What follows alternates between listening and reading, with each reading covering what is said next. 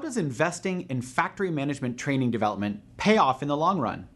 Hi, my name is Kirk Langford, General Manager at Unique Training and Development and Frontline Leadership Systems USA.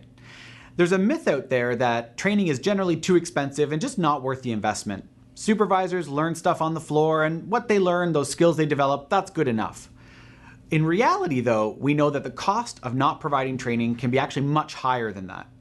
Ongoing training is crucial for all employees to continue developing their skills and staying up to date on industry trends, because those are always changing. According to a study by the Association for Talent Development, the ATD, companies that provide regular training have a 50% higher net sale per employee. That's pretty impressive and something worth digging into a little bit.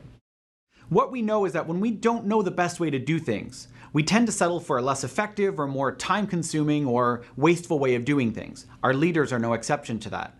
That leads to decision-making waste, time waste, and frustration when issues take longer to resolve than they should. This could be issues with your frontline leaders, it could be issues with the teams that they work with, or it could be issues with the machinery or equipment that they're working with in their day-to-day. Training improves the way employees handle situations. So by investing in training for our employees and for our frontline leaders, we're showing that we care about their continued development and that we aren't just expecting them to always rely on skills that they've learned on the job to get by.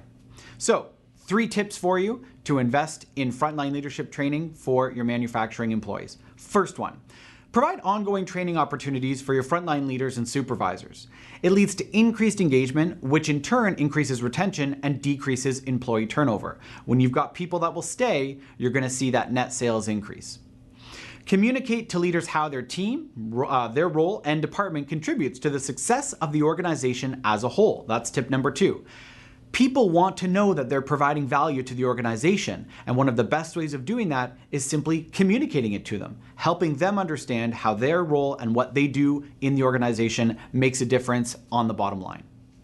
The third tip is by providing training, leaders are going to have better skills for things like handling conflict, dealing with difficult situations, whether those are crises or emergencies that happen on the shop floor, and better skills for managing their team in general. The reality is that the less time leaders have to spend doing those sorts of things, managing conflict, putting out fires, and being generally reactive, leaves them with more time to be proactive, and they get to spend time planning, brainstorming, and innovating with their team and department. Now, those are just some initial tips to get you started, but of course you're going to want to know some more solid strategies, and that's when you can contact us at Frontline Leadership and Unique Training and Development. We'd love to start a conversation about how we can help your leaders. We have in-person, on-site training, we do fantastic virtual training from our virtual studio, and we also have some on-demand training so that your leaders can learn in whatever way works best for them. We look forward to hearing from you to start that conversation.